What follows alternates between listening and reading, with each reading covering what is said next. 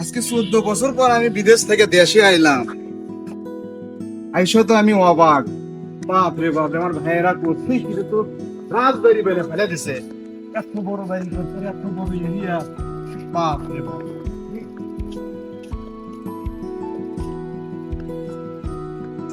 ভাইজান, দাঁড়ান ভাইজান, কি হয়েছে? বড় সাহেবের নিষেধ আছে, বাড়ির ভিতর ঢোকা যাবে না।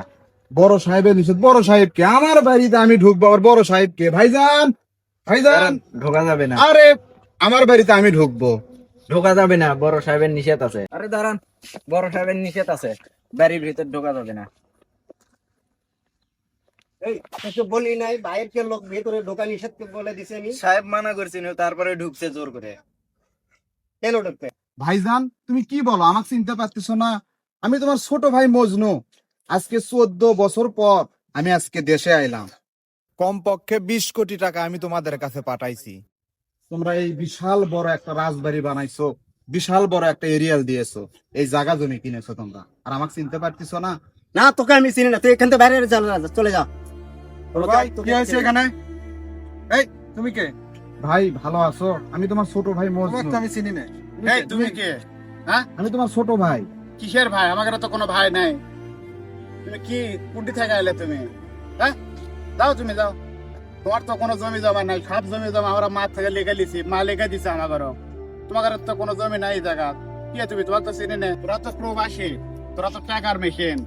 আবার যা, আবার যা, তুই টাকা ফাঁকা কামাই করে তুই আমাদের মতো রাজবাড়ি করে।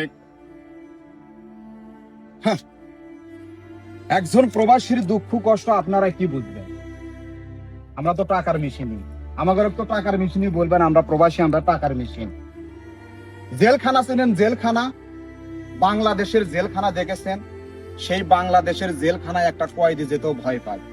কেন জানেন? সেখানে রিমান্ডে নেবে, রিমান্ডে নেবে, সেই ভয়ে জেলখানাও আসামি যেতে চায় না। আর ওই প্রবাস নামক জেলখানায় যে একবার যায় সে কখনোই ফিরে আসতে পারে না। ওই বিদেশের মাটিতে যে কত কষ্ট করতে হয়, কত পরিশ্রম করে টাকা পয়সা কামাই করতে হয়, সেটা তোমরা কি বুঝবা? তোমরা তো সেটা বুঝবা না। আজকে আমাকে বলতেছো টাকার মেশিন। হ্যাঁ, আমি টাকার মেশিন। বাংলাদেশের জেলখানায় যদি একজন আসামি থাকে, তার সঙ্গে মাসে একদিন হলেও, সপ্তাহের ভিতরে একদিন হলেও আত্মীয় স্বজন, বন্ধু বান্ধব দেখা করতে আসে। দেখা করলে কলিজাটা জুড়িয়ে যায়, শান্তি পায় যে হ্যাঁ, আমার আত্মীয় স্বজন আছে। আর ওই প্রবাস নামক জেলখানায় খাদ্য, বন্ধু বান্ধব, বাপ মা, ভাই বোন, এদের দেখা তো দূরে থাকলো, তাদের সঙ্গে কি ফোনে কথা বলে আর কি কলিজা জুড়াই? একটা নজর দেখলেও আত্মা দিলটা শান্তি পায়। তাদের ভালো মন্দ কোনো দেখাও করা যায় না আত্মীয় স্বজনদের সঙ্গে। আর বলতিস টাকার মেশিন আমরা? আমরা কি টাকার মেশিন? হ্যাঁ, আমরা টাকার মেশিন। আর ওই বিদেশের মাটিতে কেউ যদি অসুস্থ হয়, তার মাথাতে এক বালতি পানি ঢেলে দেওয়ার মতনও কোনো লোক পাওয়া যায় না।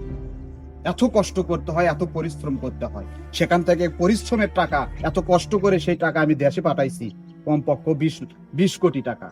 সেই টাকাতে তোমরা এত বড় রাজবাড়ি করেছো, আজকে জায়গা কিনেছো, আর আমাকে বলতেছো তোমরা আমাকে চেনো না। আমার যে গর্ভধারী মাটা মারা গেছে সে খবরও তোমরা আমাকে দেওনি। থাকো, তোমাদের রাজবাড়ি নিয়ে তোমরা থাকো। এত জায়গা, এত রাজবাড়ি করেছো, এটা নিয়ে পড়ে থাকো। আমি গেলাম, থাকো। ভাই, এই ওটাও তো একটা